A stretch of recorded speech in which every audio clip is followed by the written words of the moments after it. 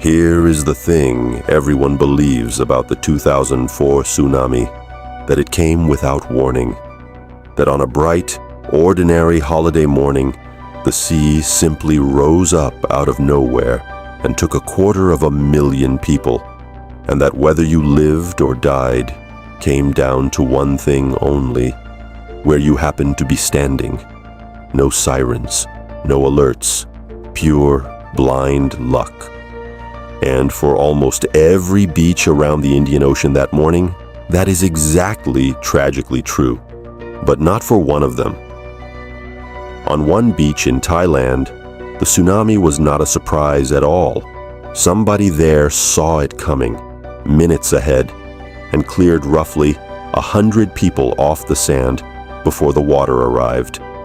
That person was not a scientist, not a lifeguard, not a local elder who'd seen it before. She was 10 years old, and the only reason she knew what was about to happen is that 2 weeks earlier, she'd been sitting in a geography class. Her name was Tilly Smith. She was a British schoolgirl on holiday with her parents at Maikhao Beach on the island of Phuket over Christmas of 2004. And to understand what she did, you have to go back to a classroom in Surrey, England, earlier that same month. Tilly's geography teacher was a man named Andrew Kearney, and in early December, he taught his class a lesson about tsunamis. He didn't just define the word. He showed them how one announces itself, the specific physical warning signs the sea gives in the minutes before the wave. He even played them grainy black and white footage of a tsunami that had struck the Aleutian Islands back in 1946. The signs he drilled into them were simple. The water pulls back, suddenly and unnaturally far, exposing seabed that is never normally dry, and the surface starts to froth and bubble. Remember those two things, because a 10-year-old on the other side of the world was about to. The morning of December 26th, Maikhao Beach looked like paradise. And then the sea began to behave strangely. It drew back, far, far back, much further than any normal tide, leaving a wide stretch of glistening wet sand where the shallows had just been, with fish flapping on the exposed seabed. And here is the detail that should chill you. All along that beach, people walked toward it. Tourists wandered out onto the newly bared sand, curious, delighted, pointing, picking up shells and stranded fish. The retreating ocean didn't look like a threat. It looked like a gift, a strange, once-in-a-lifetime sight. Everybody moved toward the water. Everybody except one child who had gone completely cold. Because Tilly Smith was looking at the same scene as everyone else, and she was seeing something entirely different. She saw the sea pulled impossibly far back. She saw the surface start to froth. She would later describe it in the plainest possible words. The water was bubbling, she said, sizzling, like the froth on top of a beer. It was the exact thing, the exact two signs from Mr. Kearney's lesson 2 weeks before, and she understood with total clarity what was coming next. She turned to her mother and told her they had to get off the beach.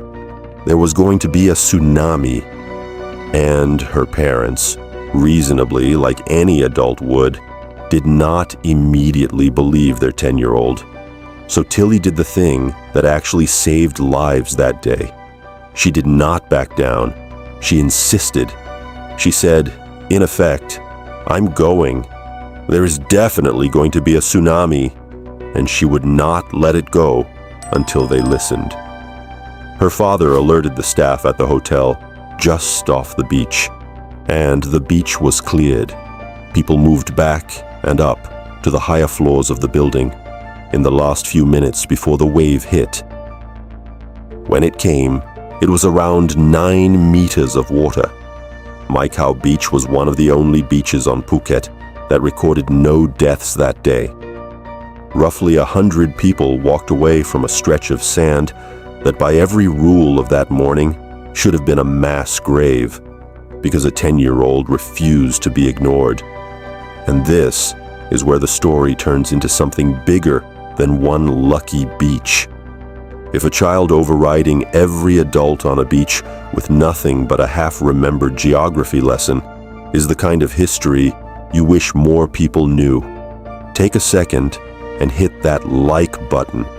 It tells me these are the stories worth telling. And subscribe, because the reason this one matters isn't the miracle you think it is.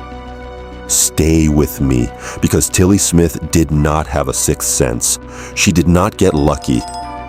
She had information, and that is the part that turns this from a heartwarming story into something much harder to sit with.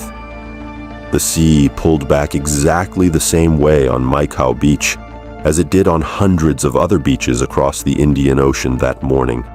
The warning was identical everywhere. The Earth gave every single one of those coastlines the same few minutes of notice. The difference was that on almost all of them, nobody knew what the retreating water meant. And so again and again, in country after country, people did the natural, human, fatal thing. They saw the strange low tide, and they walked out toward it. The knowledge that saved Tilly's Beach wasn't secret. It wasn't complicated. It was a couple of sentences that a school teacher happened to say to the right child at the right time. It had existed for decades. It simply hadn't reached the people standing on the sand. More than 200,000 people died that day across a dozen countries. It remains one of the deadliest natural disasters in recorded history, and the Indian Ocean, in 2004, had no tsunami warning system at all. No buoys, no sirens, nothing. So the official version, the no warning version, is true. There was no alarm, except there was. The ocean itself sounded it, the way it always has, minutes before the wave, by pulling back and beginning to froth. The tragedy of 2004 is not only that the sea struck in silence, it is that it announced itself, exactly as it was always going to, and almost no one alive on those beaches had ever been taught to hear it. One person had. She was 10. She'd learned it 2 weeks earlier in a classroom from a teacher covering a topic that must have felt, to most of the class, like it would never once matter. There is now a small planet, an asteroid out past Mars, that carries her name, not for being brave, though she was, for paying attention. If you want more stories like this one, real, forgotten, hidden in the details the official version leaves out, watch the video already coming up on your screen right now.